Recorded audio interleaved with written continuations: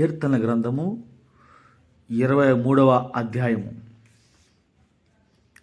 కొన్ని వచనాలు మనం చదువుకుందాం. యెహోవా నా కాపరి, నాకు లేమి కలగదు. పచ్చిక గల చోట్ల ఆయన నన్ను పరుండు చేయుచున్నాడు. శాంతికరమైన జలముల యొద్దకు నన్ను నడిపించుచున్నాడు. 4వ వచనం. గాఢాంధకారపు లోయలో నేను సంచరించినను ఏ అపాయమునకు భయపడను. నీవు నాకు తోడయ్యుందువు, నీ దుడ్డు కర్రయు నీ దండము నన్ను ఆదరించును.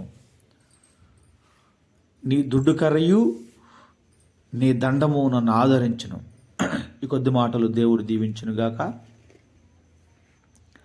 ఈ వాక్య భాగాన్ని మనం జాగ్రత్తగా పరిశీలన చేస్తే కీర్తనకాడైన దావీదు అంటున్నాడు, యెహోవా నా కాపరి అంటున్నాడు. ఆయన అనటమే కాదు కానీ మనం కూడా మన కాపరి ఎవరయ్యా అంటే యెహోవా, మన దేవుడైన మన ప్రభు అయిన యేసుక్రీస్తు, మన ఆరాధ్య దైవమైన మన యేసుక్రీస్తు మన కాపరిగా మనం చెప్తూ ఉంటాం. ప్రతి క్రైస్తవుడు చెప్పే మాట ఇది, నా కాపరి నా దేవుడు అని. ఎందుకయ్యా కీర్తనకాడు అంటాడు యెహోవా నా కాపరి అంటాడు? ఎందుకయ్యా నీ కాపరి యెహోవా అని చెప్పడానికి గల ఆధారాలు ఏంటి, చెప్పడానికి గల కారణాలు ఏంటి అని ఒక వ్యక్తిని అడిగితే అంటాడు, ఒక వ్యక్తిని కాదు, యావత్ క్రైస్తవ సమాజాన్ని అడిగితే అంటారు, అయ్యా మేము ఆయన చేత ఆశీర్వదించబడ్డాం, మేము ఆయన చేతే దీవించబడ్డాం. ఈరోజు మేము కలిగి ఉన్న ప్రతి స్థితి ఆయన ద్వారా పొందుకున్నవే అని దేవుని ద్వారా పొందుకున్న మేలుల గురించి జ్ఞాపకం చేసుకుంటూ, దేవుని ద్వారా పొందుకున్న స్వస్థతలను జ్ఞాపకం చేసుకుంటూ ఆయనే మా కాపరి అంటూ ఉంటాం. కానీ ఇక్కడ దావీదు జీవితంలో ఇందుకు విరుద్ధంగా జరిగింది. ఈయన యెహోవా నా కాపరి అనడానికి కారణాన్ని మనం చూస్తే, నిజానికి బాల్య వయస్సులో బాల్యకాలంలో దావీదు గారు బాల్యకాలంలో చెప్తున్న మాట ఇది. నిజానికి ఆయన బాల్యకాలం అంతా తృణీకరించబడిన జీవితం. అన్నదమ్ములు తృణీకరించారు, తండ్రి తృణీకరించాడు. వీడు వయసులో చిన్నవాడు,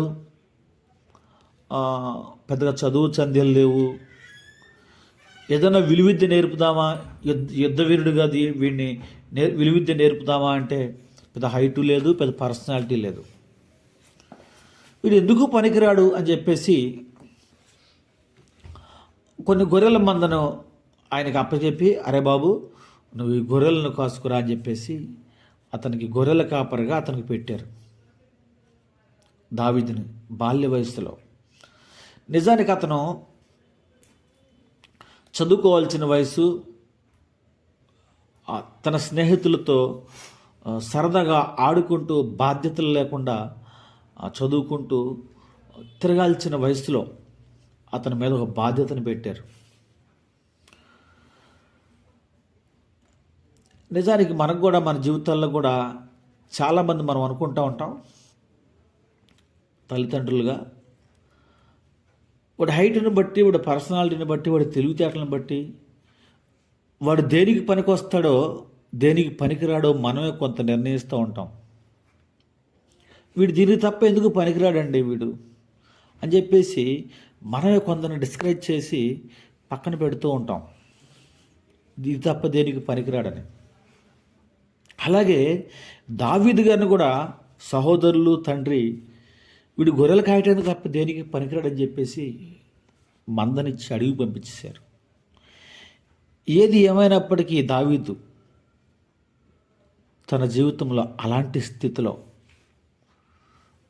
స్థితిలో ఆయన అంటున్నాడు, తృణీకరించబడిన స్థితిలో అన్నదమ్ములు తృణీకరించారు, కన్న తండ్రి అతను తృణీకరించాడు. తనకు మందనిచ్చి గొర్రెలను కాసుకోమని చెప్పి పంపించినప్పుడు అతను అంటున్నాడు కదా, యెహోవా నా కాపరి అంటున్నాడు. యెహోవా నా కాపరి అంటున్నాడు. ఈరోజు ఎంతమంది క్రైస్తవులు ఈ మాట చెప్పగలరు?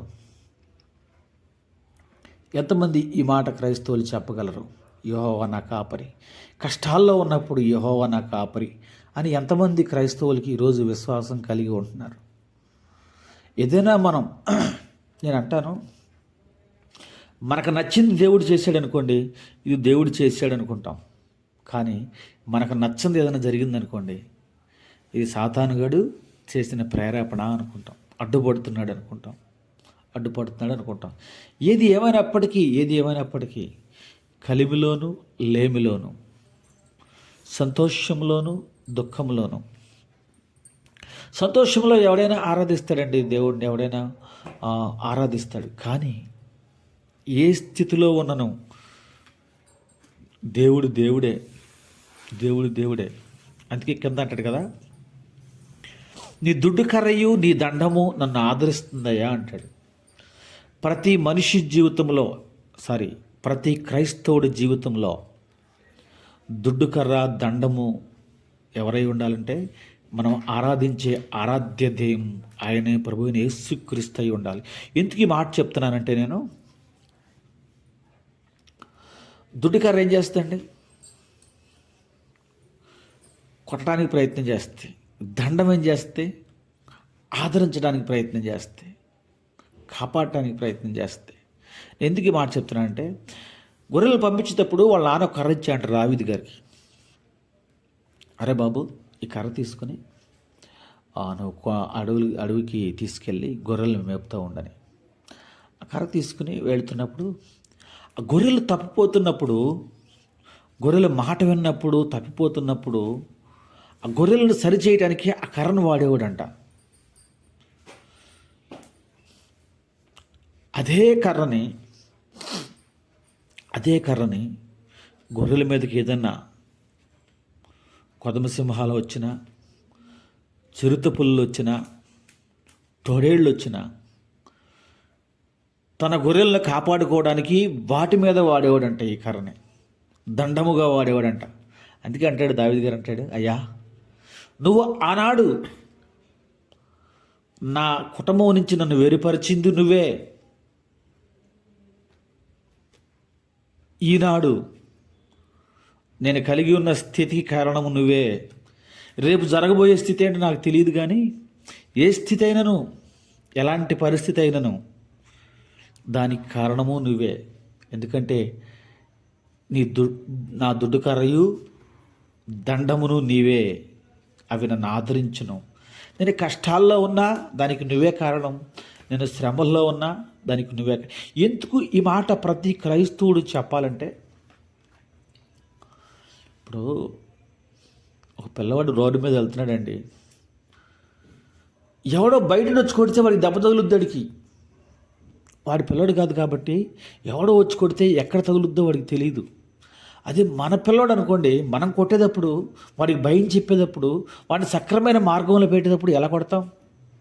కొట్టాల్సిన పరిస్థితి వస్తే చాలా జాగ్రత్తగా కొడతాం, ప్రమాదం జరగకోకుండా, ఎలాంటి ఇబ్బందులు లేకుండా, వాడికి దెబ్బ తగలుకోకుండా అలా అని చెప్పేసి సురుకంటే తట్టు దెబ్బ తగలుకోకుండా కొడతాం. అదే బయట అనుకోండి, ఎడపడా కొడతాడు, ఎక్కడ కొడతాడో తెలియదు, వాడు ఏమైనా జరగవచ్చు.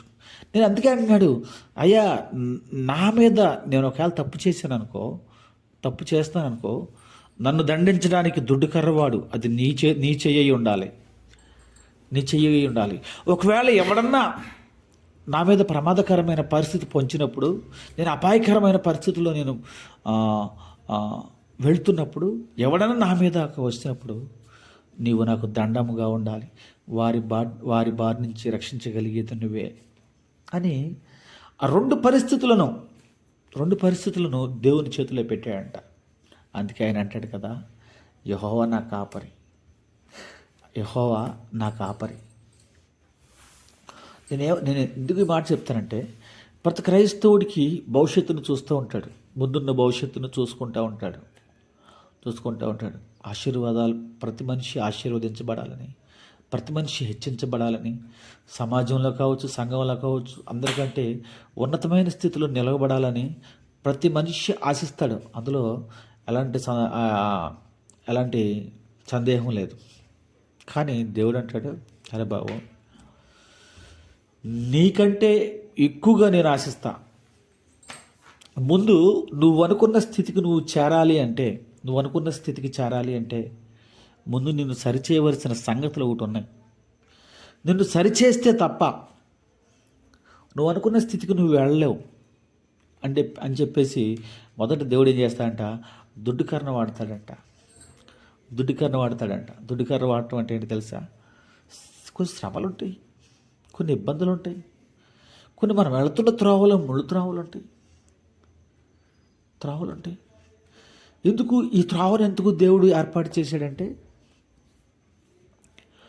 నీ కోసం దాచిపెట్టిన ఒక శ్రేష్టమైన ఆశీర్వాదాన్ని స్వతంత్రించుకోవాలంటే ముందు ఈ త్రోవని వెళ్ళాలి. దుడ్డుకర్ర నీ మీద వాడబడితే, నిన్ను సరిచేయబడితే దండము నిన్ను ఆదరిస్తుంది. అందుకనే కీర్తనకాడు అంటాడు, నీ దుడ్డుకర్రయు నీ దండము నన్ను ఆదరిస్తుందయ్యా అంటాడు. ఎందుకంటే నీవు నా కాపరిగా ఉన్నావు కాబట్టి. గాఢాంధకారపు లోయలో నేను సంచరించను, ఎలాంటి ప్రమాదకరమైన పరిస్థితుల్లో నేను సంచరించినను నాకు భయం ఏమి లేదు, నేను భయపడాల్సిన అవసరమే లేదు.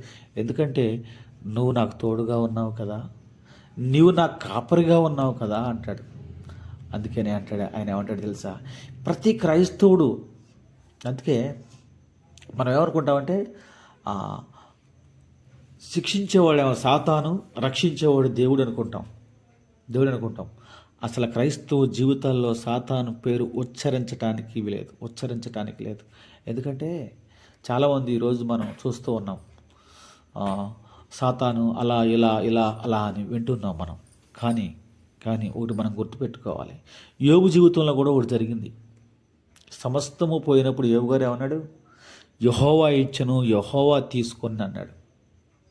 ఎందుకంటే మన మీద సమస్త అధికారం మన దేవుడికే ఉంటాయి. ఇచ్చిన ఆయనే, తీసుకున్న ఆయనే అని ఎప్పుడైతే మనం విశ్వసిస్తామో, యోబు గారి జీవితంలో జరిగిన మేలేంటి? పోగొట్టుకున్న నాటికి 2 అంతల మేలని గ్రహించాడు. దేవుడే అతనికి విడిచిపెట్టలా. అందుకే నేను అంటానేమంటాయంటే, మనను సాతాను ఇబ్బంది పెడుతున్నాడు, శ్రమ పెడుతున్నాడు, బాధపడుతున్నాడు, శ్రమల గుండా వెళ్తున్నానని ఎవరినో మనం సాతాన్ని మనం చూసి మనం బాధపడినప్పుడు అనుకుంటాడంట, చూసారా నన్ను చూసి వీడు బాధపడుతున్నాడు, నేను వీడిని భయపెడుతున్నా అని మన్ను చూసి వాడు సంతోషిస్తాడంట. నేనేమంటానంటే, సాతాను చూసి, శ్రమలను చూసి భయపడొద్దు, సాతాను చూసి భయపడొద్దు. దేవుడిని చూసి ధైర్యం తెచ్చుకుందాం. మన దేవుడు సర్వశక్తి కలిగిన దేవుడు. ఆనాడు ఇజ్రాయేల్ ప్రజలను అరణ్యంలో 40 సంవత్సరములు నడిపించి పోషించిన దేవుడు, అడ్డంకలు తొలగించిన దేవుడు మన దేవుడు, మనం ఆరాధించే దేవుడు. ఏదో ఆషామాష దేవుడు కాదండి. ఈరోజు కష్టాలు ఉండొచ్చు, ఈరోజు శ్రమలు ఉండొచ్చు, కానీ శ్రమలు కలగటానికి కారణం నా దేవుడు నన్ను సరిచేస్తున్నాడేమో, ఇంకా సరిచేయబడవలసిన సంగతులు నాలో ఏమన్నా ఉన్నాయేమో. మనోనేత్రాలు తెరిచి ఆయన అడిగితే మనం ఎక్కడ తప్పిపోతున్నామో, మనం ఎక్కడ మన ఆధ్యాత్మిక స్థితిలో మనం చచ్చిన స్థితిలోకి దిగజారిపోతున్నామో అది మనకు తెలియపరుస్తాడు. ఆ శ్రమలు కొద్ది కాలమే ఉంటుంది, శ్రమలు జీవితాంతం ఉంటుంది అనుకోవటం నిజానికి బాల్యకాలంలో శ్రమలు పడ్డాడు దావీదు, చాలా శ్రమలు పడ్డాడు. గొర్రెలను మేపటానికి ఇల్లు ఆకిలి వదిలేసి, సరైన తినడానికి తిండి ఉండదు, నిద్రపోవడానికి ఏమీ ఉండదు. అక్కడ అడవుల్లో ఏముంటాయండి? అయినప్పటికీ అతను అన్నమాట ఏంటి తెలుసా? అయ్యో, నేను ఇన్ని కష్టాలు పడుతున్నానే, నేను ఇన్ని శ్రమలు పడుతున్నానే, నా సహోదరులు ఏమో చక్క పట్టుపరుపులే పడుకుంటున్నారు, వాళ్ళ భవిష్యత్తుకు సంబంధించిన ప్రణాళికలు రచించుకుంటున్నారు, చక్కటి ఆహారం తింటున్నాడు, చక్కటి నిద్రపోతున్నారు వాళ్ళు, నాకేంటి కర్మ అని తను కలిగి ఉన్న స్థితిని బట్టి తను ఎప్పుడూ కృంగిపోలా. యెహోవా నా కాపరి, నాకు లేమి కలగదు. ఈరోజు నేను కలిగి ఉన్న స్థితి దాన్ని బట్టి సంతోషించాడు. అలా సంతోషించిన దావీదు జీవితాల్లో గొప్ప అద్భుతాలు జరిగినాయి. నేనేమంటానంటే, మన దేవుడు ఎలాంటి వాడంటే, ఎవరైనా ఒక మనిషిని తృణీకరించి, ఒక మనిషిని హేళన చేసి, ఒక మనిషిని నిందించి, ఒక మనిషిని గెంటి వేయబడినప్పుడు ఆయన ఏం చేస్తారంటే, ఎవడైతే బలవంతుడు బలహీనుని బలపరుస్తూ ఉంటాడో, మాటల చేత కావచ్చు, చేతల చేత కావచ్చు, ఎట్లయినా సరే బలహీనపరిచినప్పుడు ఆయన ఏం చేస్తాడంటే బలవంతుడిని విడిచిపెట్టి బలహీన పక్షాన్ని చేరిపోతాడంట. కాబట్టి మనం నేర్చుకోవాల్సిన ఏంటంటే క్రైస్తవులో మనం ఎవరిని బలహీనపరచకూడదు, నోటి ద్వారా కావచ్చు, మన చేష్టల ద్వారా కావచ్చు. ఎందుకంటే దేవుడు మనకిచ్చిన అభిషేకాన్ని తీసి వాడి చేతికి ఇస్తాడంట. బలహీనుడి పక్ష ఎందుకంటే మన దేవుడు బలహీనుల దేవుడు, మన దేవుడు మనం ఆరాధించే దేవుడు. కాబట్టి ఎవరన్నా ఇబ్బందుల్లో ఉన్నప్పుడు, ఎవరన్నా శ్రమల్లో ఉన్నప్పుడు, ఎవరన్నా కష్టాల కొలిమిలో వెళ్తున్నప్పుడు చేతనైతే మనం చేయాల్సింది ఏంటంటే దేవుని ప్రేమను కనపరుద్దాం, దేవుని మాటలు బోధించి వాళ్ళని ధైర్యపరుద్దాం. అయ్యా, నువ్వు కలిగి ఉన్న కష్టాలు కొద్ది కాలం మాత్రమే. ఓపికతో విశ్వాసంతో దేవుని వైపు చూడు. ఒకరోజు నీకుంది, నిన్ను దేవుడు హెచ్చిస్తాడు అని మనం ఆదరిస్తే వాడి జీవితంలో వాడు వేటిని కోల్పోయాడో, ఎక్కడ బలహీన పడిపోయాడో, మనం చెప్పే మాటల ద్వారా వాడు ఆదరించబడి బలాన్ని పొందుకుని దేవుని యందు విశ్వాసాన్ని పెంచుకుంటాడు. అట్టి విశ్వాసం ద్వారా వాడు ఆశీర్వదించబడతాడు, బలపరిచిన మనం ఆశీర్వదించబడతాం. కాబట్టి మనం ఏ స్థితిలో కూడా, మన అలాంటి స్థితిలో మనం వెళ్ళినప్పుడు కూడా మనం కృంగిపోవసరం లేదు. నిజానికి దావీదు బలహీనమైన స్థితిలో వెళ్తున్నాడు, అక్కడ దీనస్థితిలో వెళ్తున్నాడు, అక్కడ అడవుల్లో అతని పరిస్థితి అంతా. అయినప్పటికీ అతను కృంగిపోలా, భయపడలా, అన్నలను చూసి అసూయపడలా. అతను అన్నమాట ఏంటి అంటే యెహోవా నా కాపరి అని. ఈ పని నాకు యెహోవా అప్పచెప్పిన పని, ఈ గొర్రెల కాపరి నాకు యెహోవా అప్పచెప్పిన పని అని ఆ పనిని శ్రద్ధగా చేయటం ప్రారంభించాడంట. గొర్రెల్ని ఎంత శ్రద్ధగా అంటే ఒక తల్లి తన పసిపిల్లల్ని ఏ విధంగా పెంచుతుందో ఆ విధంగా ఆ గొర్రెల్ని పెంచడం ప్రారంభించాడంట. ఏ అపాయము గొర్రెలకు సమీపించకుండా, అవి ఏం మేత తినాలో, ఏ నీరు తాగాలో, ఎక్కడ విశ్రాంతి తీసుకోవాలో వాటి పట్ల తీసుకున్న శ్రద్ధ చూసి దేవుడు అన్నాడు కదా, అబ్బా వీడు నిజంగా నా హృదయానుసారుడండి. అంటే మూగజీవాల మీదే వీడు ఎంత ప్రేమను కనపరుస్తున్నాడంటే, ఒకవేళ ఇలాంటి వ్యక్తిని నా ప్రజల మీద రాజుగా నిర్ణయిస్తే వాడిని ఎంత బాగా చూసుకుంటాడు వీడు